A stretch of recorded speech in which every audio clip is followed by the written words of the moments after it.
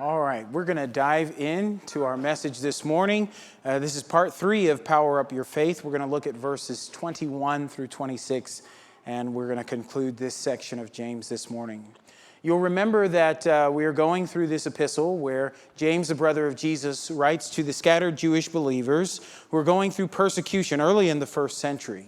And he wants them to be successful as they go through the trials that they find themselves in, but they need to develop the behavior in themselves that will make them successful. So James writes to them, telling them what's important is about who you are. He says, everyone must be, and you need to be quick to hear, slow to speak, and slow to anger. Who we are, who we become as we grow in preparation for trials will help us be successful going through them. James gives his outline of the book where basically he says, I'm James, I want you to respond properly to trials. You need to then have the right behavior first when you're in trials, but then develop the behavior as you're preparing to go into further trials, and then persevere through the end when you find yourselves in trials. Today we're looking under the specific heading of being swift to hear, and that it means more than just having a passive faith. We need an active faith, or a faith that does the things that we say we believe. So our works make our belief useful when we do what we actually believe. I'm going to read James 2:14 through 26 this morning, and we're just going to get back into the flow of thought of what James is saying here. He says in verse 14, "What use is it, my brethren, if someone says he has faith, but he has no works? Can that faith save him? If a brother or sister is without clothing and in need of daily food, and one of you says to them, 'Go in peace, be warmed and be filled,' and yet you do not give them what is necessary for their body, what use is that? Even so, if it has no works, even so faith, if it has no works, is dead, being by itself. But someone may well say, 'You have faith and I have works. Show me your faith without the works, and I'll show you my faith by my works.' You believe that God is one? You do well. The demons also believe and shudder. But are you willing to recognize, you foolish fellow, that faith without works is useless? Was not Abraham our father justified by works when he offered up Isaac his son on the altar? You see that faith was working with his works, and as a result of the works, faith was perfected. And the scripture was fulfilled, which says, 'And Abraham believed God, and it was reckoned to him as righteousness, and he was called the friend of God.' You see that a man is justified by works and not by faith alone. In the same way was not Rahab the harlot also justified by works when she received the messengers and sent them out by another way? For just as the body without the spirit is dead, so also faith without works is dead." The outline that we've been going through is that James in the first few verses is telling us faith without works, and he's explaining what he means by that. Secondly, he imagines someone who disagrees with him and brings a challenge to what he is saying. And then third, he defends what he means by faith without works, and that's where we're going to spend most of our time today. Just very briefly to go through and review these verses, James is very simply asking his audience about the profitability of a faith that does not have works that go along with it. And he asks the question, can faith save a person? A faith that has no works that go along, no follow through, will it save someone? And what he means by saved is the most important thing that helps us to understand this passage. James goes through this book, and when he talks about salvation, he's not talking about being justified, getting eternal life, and going to heaven, spending all eternity with God because you believe by faith. He's actually talking about being delivered from temporal consequences in this life and in this world.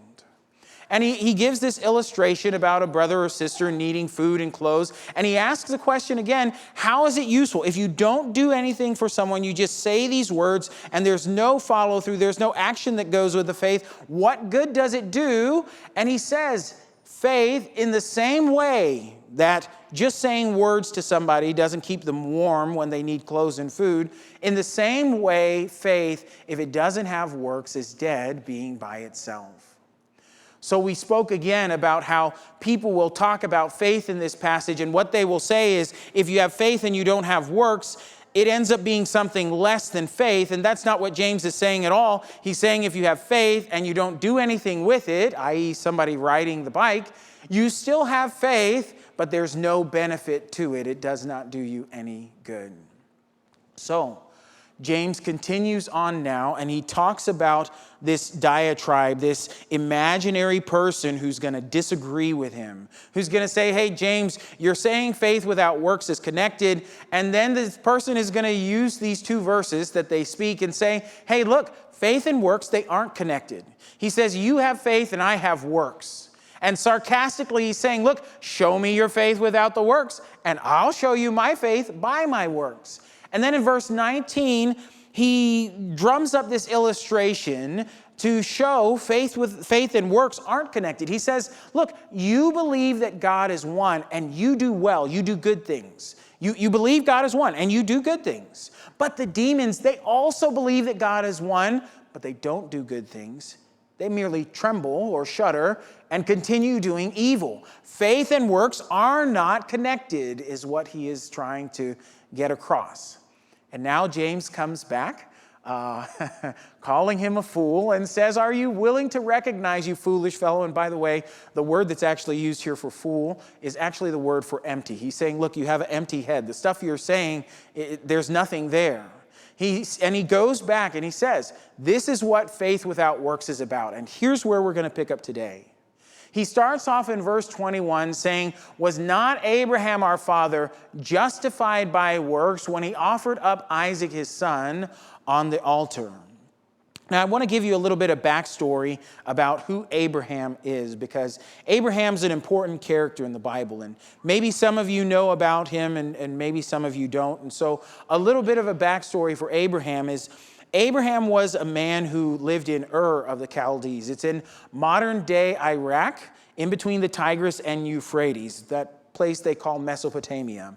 And so he used to live there, and God, Yahweh, the God of the Bible, comes to him when he's a pagan idol worshiper and says, hey, Abram, because that's what his name was at the time, I want you to leave your family and where you live, and I want you to walk over to this land way over here, and I'll show it to you on the way. You just start walking. And I want you to go to this place, and I'm going to bless you incredibly. I'm going to give you a land, I'm going to give you a seed or an offspring, and I'm going to make you a blessing, the three parts of the Abrahamic covenant. And God says to Abraham, I'm going to do all these good things for you. And by the way, I'm going to make them all contingent on me. You don't have to do anything. I'm just going to bless you. And Abraham goes and he travels, and God takes him to this land, and God blesses Abraham, and he makes him greater than he already is. And then God comes and tells to Abraham, hey, you know when I told you I was going to give you a land and make you a blessing and give you an offspring, you're going to become Abraham, the father of many nations, or the father of many. I'm going to give you a son. He's going to be from your wife Sarah, and his name is going to be Isaac. And I am going to bless you through this, your son, Isaac, from your wife, Sarah. And then God comes to Abraham one day, and he says to Abraham, you know your son, the son that you love so very much, this son of promise, I want you to take that son. I want you to take him to the land of Moriah, and I want you to sacrifice him as an offering to me. Now, when we talk in this verse and we say, was not Abraham our father justified by works when he offered up Isaac's son on the altar? This is the story, this is a person that we're talking about. Abraham, this man who believed God and lived by faith and took all of these steps, leaving his home and going to this land, and he obeys God and follows and follows and follows. Abraham lives by faith. But the thing that's interesting in this passage is James says, was not Abraham our father justified by works? What in the world does James mean when he says that Abraham was justified by works? And then he tells us the specific event, that event where he took Isaac to sacrifice him on the altar. That at this specific time, this is when Abraham was justified by works. Well, what Abraham or what justification means is to be declared righteous.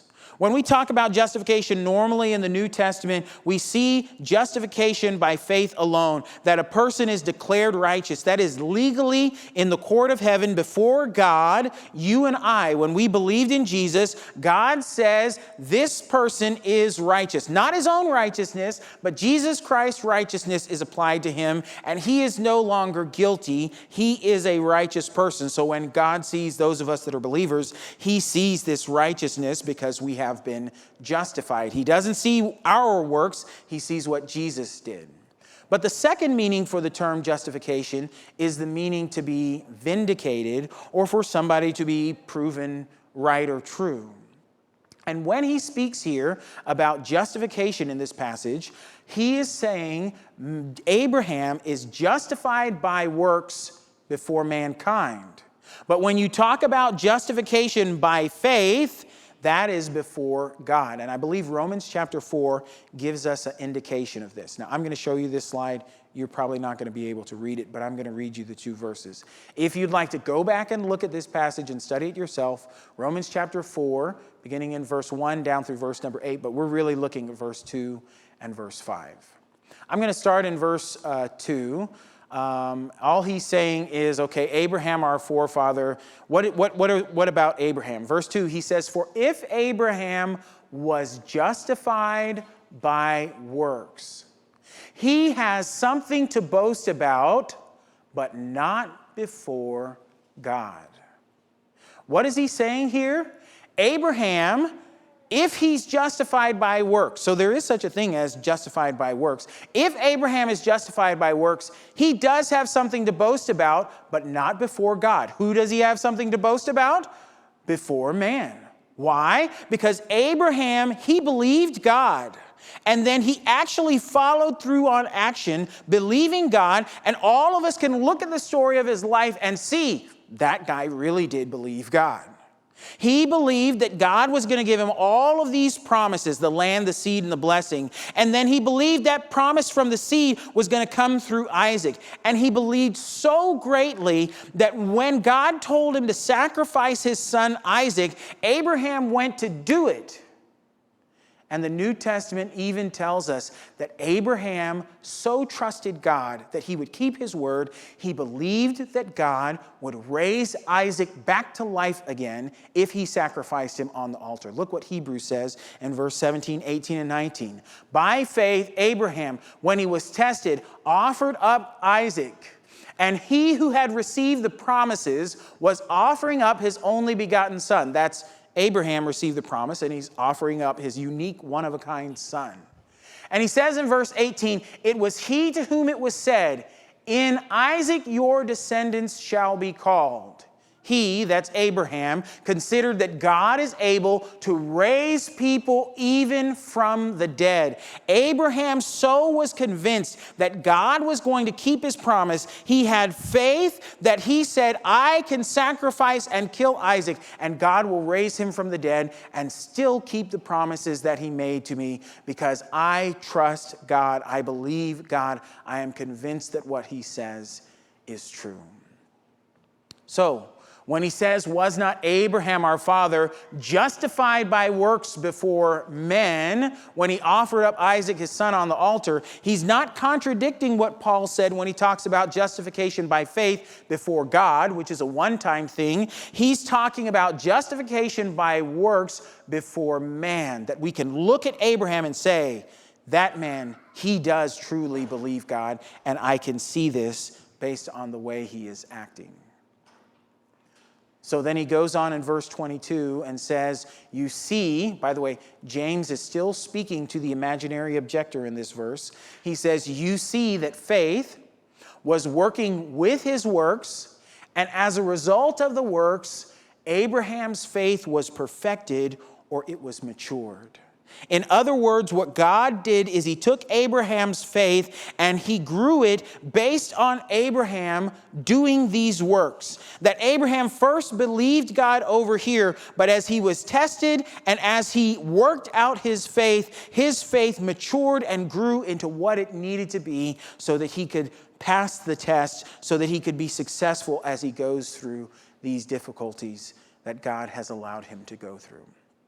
I want you to see again in Romans chapter 4, verses 19 through 20, that the Bible says again of Abraham, without becoming weak in faith, he contemplated his own body, now as good as dead, since he was about 100 years old, and the deadness of Sarah's womb.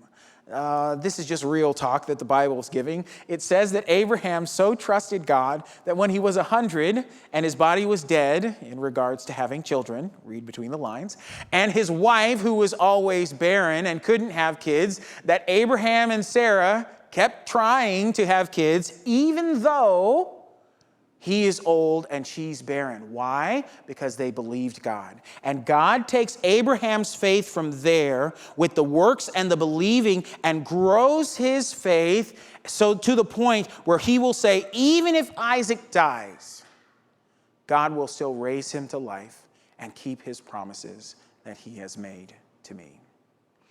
And James says here in verse 23, as he goes on, he says, and the scripture was fulfilled. Abraham has believed God. He's done these things. He's shown his faith. He's been justified by works before man. And the Bible says, yes, Abraham believes God and he's justified. In this verse, it says he believed God and it was reckoned to him. It's an accounting term. It means it's counted to him as righteousness. And he was called the friend of God. You see, yes, Abraham believed, and it was counted as righteousness. He's justified by faith. But he also worked and was justified by works, and so he is given the title, the friend of God. And how do we know he was a friend of God? Well, we can see what Abraham did and how he lived. As a matter of fact, 2 places in the Old Testament call Abraham the friend of God. Isaiah 41 verse 8, he says, but you, Israel, my servant, Jacob, whom I have chosen, descendant of Abraham, my friend. And in 2 Chronicles 20 verse 7, he says, did not you, O our God, drive out the inhabitants of this land before your people Israel and give it to the descendants of Abraham, your friend, forever? Abraham believed God, and it was counted to him for righteousness. He worked, or he was justified by works, vindicated, showing his faith to man, and he was called the friend of God. So now we've seen justification, faith without works defended, and we see James's response. Now we're going to see the very last thing, James's illustration, and he's going to talk about Rahab. In verse number 24, James says you, and he switches back. So remember, he was talking to the imaginary objector all the way up to verse number 23 because he uses the word you, the second person personal pronoun, in the singular form. So he means you, one person. But now as he picks up in verse 24, he says you, plural. He's talking again to his audience as a whole.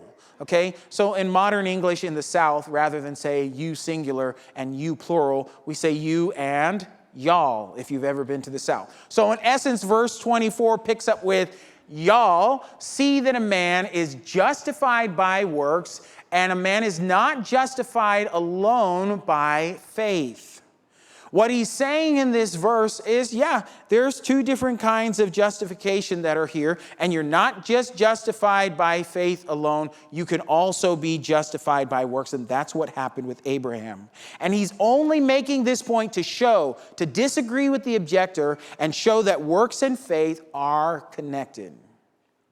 But now he's going to give us an illustration of a person who not only has the connection of faith and works, but they're also saved from destruction by including or connecting the works and faith together. I've always loved the story of Joshua in the Battle of Jericho, the story of Rahab. And when you look at this story and this illustration, he's using Rahab to make a specific point. In case you don't know the story from the Old Testament, the children of Israel have come out of Egypt.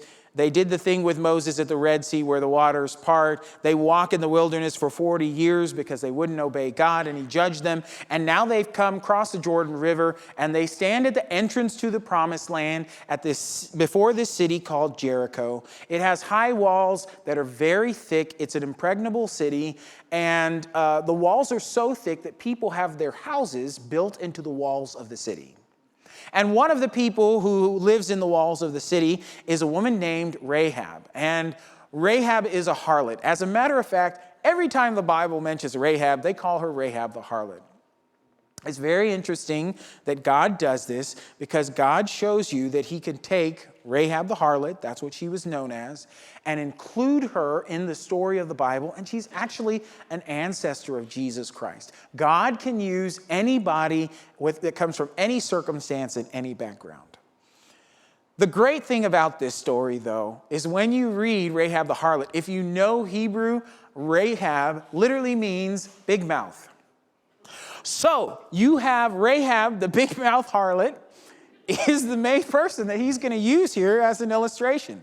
And it does fit into the story because Rahab does the exact opposite of what her name means in the story. Spies come to the city. She sees them. She goes, "You're from the nation of Israel." You know, 40 years ago, when your God did all the destruction of the gods of Egypt and then wiped out Pharaoh's army, we heard about that and remember, I know your God is the real God. Okay, so she has faith. But now with the spies, they tell her, hey, if you want to be saved from the destruction that's coming to the city, hide us, help us get out. And if you hang this red cord from the window of your home, when we come back, you and whoever's in this house with you is going to be saved.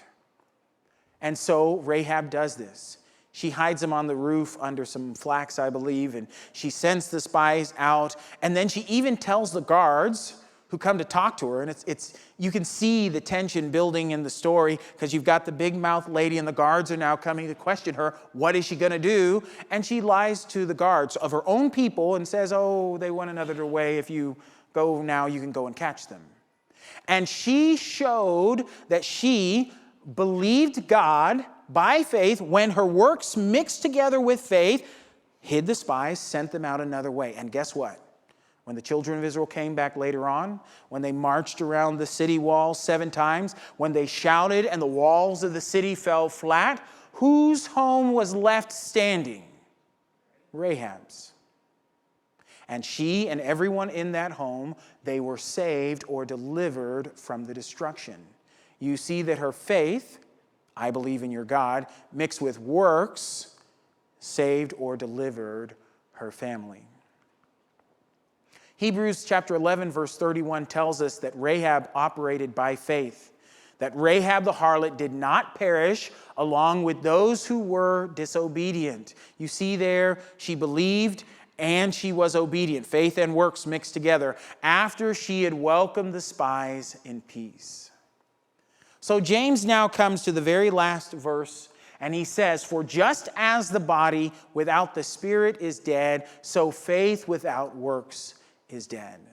This is James' final conclusion. And you know what's interesting about this verse? I was told over and over, studying this passage is proof. This verse is showing you, if you have faith and you don't have works, your faith is dead. It's not real faith. So what you need to do is, if you have faith, your works will prove that you are saved, or your faith will always cause works to come from it. Now, here's why I point that out as interesting. This verse actually says the opposite of that. It does not say that your faith is going to cause works. As a matter of fact, it's saying works will give life to your faith. Look at what he says.